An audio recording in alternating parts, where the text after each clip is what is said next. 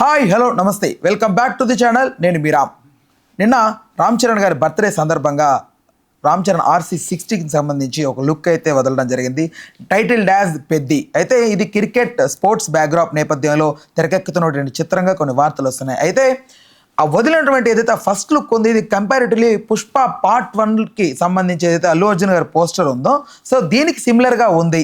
ఇది నిజంగా పుష్ప కైండ్ ఆఫే ఉండబోతోంది. గురువు తగ్గ శిష్యుడు బుచ్చిబాబు అలాంటి సినిమానే తీయబోతున్నాడు పుష్పకు పోటీ, కానీ కొన్ని వార్తలు వస్తున్నాయి. ఓవరాల్గా ఈ రెండు పోస్టుల కంపారిజన్ని ఎలా ఉంది, దీన్ని మనం ఎలా చూడొచ్చు అనే అంశం గురించి సినీ మరియు రాజకీయ విశ్లేషకుడు దాస్ విజ్ఞాన్ గారు అడిగి తెలుసుకుందాం. అన్న నమస్తే. అదే మీరు చూసారు కదా ఫస్ట్ లుక్ RC16కి సంబంధించి. సో ఇక్కడ ఒక పోగు లాంటిది పెట్టుకున్నారు, ఆయన చుట్టూ ఒకటి వెలిగించాడు. పుష్ప కూడా సిమిలర్గా ఆ టైప్లోనే ఒకటి బిడి పెట్టుకొని సైడ్ లుక్ లారీ లుక్ సిమిలర్గా ఉందని అందరూ అంటూ ఉన్నారు. దీన్ని ఎలా చూడవచ్చు? నిజంగా అంత రేంజ్ ఉంటుందా దీనికి, పుష్ప రేంజ్? రగ్గుడ్ లుక్ అంటే మీనింగ్ ఏంటి? రగ్గుడ్ లుక్ అంటే గడ్డం, ఇంప్రాపర్ గడ్డం,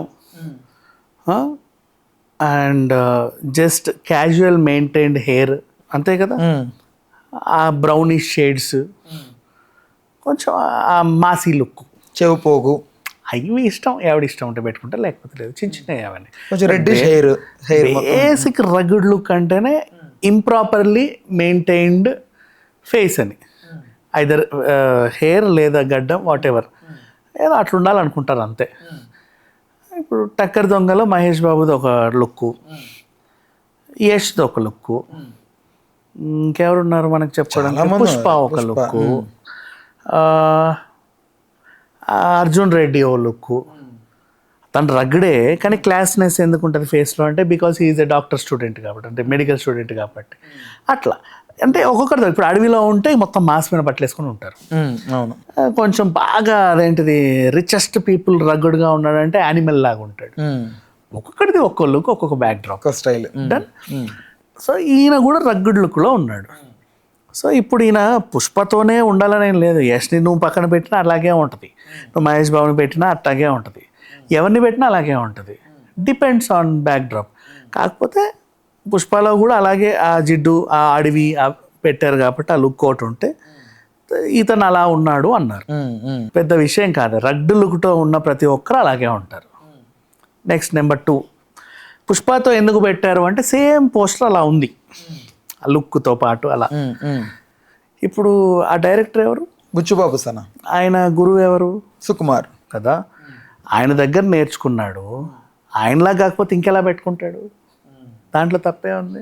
గురువుకు మించిన శిష్యుడా అంటే ఏం, గురువుని ఫాలో అయిన శిష్యుడు కూడా ఉండొచ్చుగా. ఏమో మరి, చూసి మించిన శిష్యులా కనిపిస్తుంది. మించకపోని వాట్ ఎవర్, గురువుతో కంపారిజన్ ఉన్నప్పుడు సేమ్. ఇప్పుడు రాఘవేంద్ర రావు గారి దగ్గర శిష్యరికం చేసిన వాళ్ళందరూ సినిమాలు అలాగే తీస్తారు. నెక్స్ట్ ఇంకెవరు, ఈవివి, జంధ్యాల గారి దగ్గర శిష్యరికం, ఈవివి సినిమాలు మళ్ళీ అలాగే ఉంటాయి. ఆయన నెక్స్ట్ జనరేషన్ అలాగే. బెస్ట్ ఎగ్జాంపుల్ వర్మ శిష్యులు, వాళ్ళు కూడా అలాగే ఉంటారు. ఆ పాటలు కూడా అలాగే ఉంటాయి. అంతే. ఇప్పుడు ఈయన సుకుమార్ శిష్యుడు, సుకుమార్ లాగా ఆయన ఇన్స్పైర్ అయ్యి సినిమా తీశాడు. అలా పెట్టుకోవడంలో తప్పే ఉంది. అంటే బుచ్చిబాబులో ఎంత స్టామినా ఉంటే అతను వెళ్ళి ఆయన తీసుకొస్తాడు AR రెహమాన్ని. అసలు అంత పెద్ద ప్రొడక్షన్ నుంచి అవి సెకండరీ. అదే ఆయనలో ఎంత ఉన్నా ఏం లేకుండా అవన్నీ సెకండరీ. ఎవరన్నా తెచ్చుకొని తప్పులేదు. లుక్ సేమ్ గా ఉండడంలో తప్పేంటి అంటున్నా నేను. తప్పేం కాదు. బట్ కంపారిజన్ ఎలా ఉందంటే, గతంలో ఎప్పుడు కూడా ఈ మెగా వర్సెస్ అల్లు అనేది ఎప్పుడైతే స్టార్ట్ అయిందో అప్పటి నుంచి ఇది పోటీ అయిపోయింది. బేసిక్గా ఇది ఎవడో వచ్చి ఇప్పుడు ఎవడో ఉంది, సేమ్ బన్నీ ఉన్నారు, చరణ్ ఉన్నారు, పండగ చేసుకున్న వాతావరణం ఆ టైంలో 2012 ఆర్ సంథింగ్. బట్ అదే సిచ్యువేషన్ ఇప్పుడు రిపీటెడ్గా సిమిలర్గా జస్ట్ పోస్టర్ కనపడితే తట్టుకోలేకపోతున్నారు. అసలు మా ఓడికి పోటీగా వస్తున్నాడా అని చెప్పి బన్నీ ఫ్యాన్సో, లేకపోతే మా ఓడికి పోటీగా అంటే వస్తున్నాడా అని అంటున్నారు, కానీ కాపీగా వస్తున్నాడు అంటే ఆల్రెడీ పుష్ప చూసేశారు. సేమ్ అలాగే ఇంకోటి తీస్తే ఎందుకు చూస్తారు? నో, ఇది ఎర్రచందనం బ్యాక్డ్రాప్ కాకుండా సిమిలర్ ఆ టోన్, లేకపోతే ఏదైతే ఆ ఫ్లేవర్, ఆ ఎసెన్స్, ఇదంతా కూడా అట్లా మ్యాచ్ అవుతూ ఉంటే మనకు కొంచెం ఎక్కడ అనిపిస్తుంది, ఏంట్రా ఇది మళ్ళీ అలాగే ఆ సేమ్ అదే టైప్లో వచ్చింది కదా, డిసప్పాయింట్ అవుతారు కదా. సో ఏమో ఎవరు డిసప్పాయింట్ అయ్యాడో ఎందుకు అయ్యాడో తెలియదు. బట్ అలా ఉండడంలో అయితే తప్పు లేదు. కానీ ఈ పోస్టర్ రిలీజ్ చేయడంలో ఉన్న తప్పు ఏంటంటే, ఆయన నోట్లో అదేదో పెట్టుకున్నాడు, చుట్ట పొగ తాగేది. అది చుట్టలా చూస్తే చుట్ట, గంజాయి సిగరెట్లా చూస్తే గంజాయి సిగరెట్, ఎవరికైనా సరే ఆ కోన్ షేప్లో అది ఉంది. ఓకేనా? మీరు ఫస్ట్ లుక్ కానీ టీజర్స్ కానీ ట్రైలర్స్ కానీ రిలీజ్ చేసేటప్పుడు ఎలాగైతే సినిమాకి పొగ తాగడం హానికరము, మద్యపానం హానికరం అని చెప్పి వేస్తారో, ఫస్ట్ లుక్స్ రిలీజ్ చేసినప్పుడు సినిమా కంటే ఎక్కువ వైరల్ అవుతాయి. బట్ పుష్ప కూడా సేమ్ అట్లనే కదా, వాళ్ళు పొగది అది కరెక్ట్ అని నేను ఇప్పుడు చెప్పానా నీకు? లేదు అట్లా కాదు. బట్ ఇప్పుడు అది కరెక్ట్ అని అయితే నేను అంటే చెప్పలేదు. ఇప్పుడు వాళ్ళకు కూడా ఇది అది ఉండని ఉండకపోని ఇప్పుడు అది కరెక్ట్ అని నేను చెప్పలేదు. దెన్ నేను దీని గురించే చెప్తున్నా. ఫైన్. సో ఎప్పుడైనా సరే ఏదైనా ఇలాంటి రిలీజ్ చేసినప్పుడు కింద అదేంటి స్టాట్యుటరీ వార్నింగ్ సంథింగ్, పొగ తాగడం హానికరం లాంటివి. అండ్ ఇప్పుడు అది నేను చూసి ఏం చేస్తా అంటే, ఫస్ట్ లుక్ హీరోలు ఎప్పుడు వచ్చినా సరే అట్టాగే మేము తయారవ్వాలని అనుకునే ఫ్యాన్స్ ఉంటారు. ఇప్పుడు బెట్టింగ్ యాప్స్లో కూడా తయారు చేసిన కంపెనీని ఎవడేమనలేదు, నెక్స్ట్ ఇంకెవరిని ఏమనలా, ఆ రిజిస్ట్రేషన్ చేసిన ఎవడేమనలా, ప్రమోట్ చేసిన ఇన్ఫ్లుయెన్సర్స్నే అన్నారు. ఎందుకయ్యా బాబు ఇన్ఫ్లుయెన్స్ అంటున్నావు అని అందరూ గట్టిగా అడిగితే, వీడు చెప్పబట్టే వాడు అట్లా తయారయ్యాడు అన్నావు. ఇప్పుడు ఒక పిల్లోడు సిగరెట్ తాగుతుంటే ఇంట్లో అమ్మ 4 పీకి వీడు సినిమాలు చూసి చెడిపోయాడండి అంటుంది. వాడు పొద్దున గేటు తీస్తే స్కూల్కి నడుచుకుంటే వెళ్ళే మధ్యలో ఎన్ని పాన్ డబ్బాలు ఉన్నాయి, ఎంతమంది తాగుతున్నారు, ఎంతమందిని చూసారు, ఎన్ని సినిమా పోస్టర్లు చూసినా వాడికి అనవసరం అది. కానీ సినిమాలు చూసే నా వాడు చెడ్డాడు అన్నాడు. వాళ్ళ ఇంట్లో టీవీ ఉందో లేదో కూడా మర్చిపోద్ది అవి. సినిమాలు చూసి మా వాడు చెడిపోయాడు అనేస్తుంది. అలా సినిమా ఈజీ టార్గెట్ అయినప్పుడు, గ్లోబల్ స్టార్ అనే ఇమేజ్ పెట్టుకున్నప్పుడు, ఒక మెగా కాంపౌండ్ నుంచి వస్తున్నామని ఒక గౌరవనీయ ఫ్యామిలీలో ఉన్నప్పుడు, ఆల్రెడీ నీ బర్త్డే రోజు మళ్ళీ 10 మందికి ఏదో మంచి చేసే రోజు, బర్త్డేస్ అంటే అందరూ ఏదో ఒకటి చేస్తూ ఉంటారు, అట్లాంటిది అంటే ఎక్కువ వైరల్ అయ్యే టైంలో నువ్వు నోట్లో బీడీలు, చుట్టలు, గంజాయి, సిగరెట్లు అన్నీ అడ్డమైన చెత్త అంతా పెట్టుకొని వస్తే నిన్ను ఫాలో అయ్యే వాళ్ళు కూడా, నీకు శుభాకాంక్షలు చెప్పే వాళ్ళు కూడా వాడు అట్టాగే ఇట్లా తీసుకుపెడుతున్నాడు. సరిగ్గా కుదరకపోతే నోట్లో 100 కాలుస్తున్నారు. అలవాటు లేనోడు పీలుస్తున్నాడు. పీల్చే అబ్బాయి చేత భలే ఉందే అని అలవాటు పడతారు.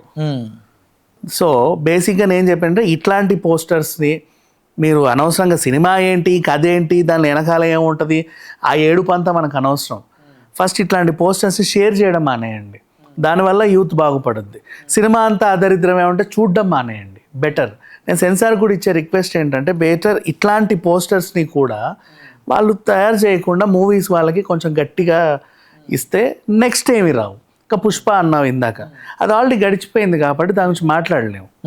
ఇప్పుడు బెట్టింగ్ యాప్స్ కూడా అంతే, గతంలో చాలామంది చేశారు కాబట్టి మేము చేసాం అందరూ అన్నారు, గడిచిపోయింది వదిలేద్దాం.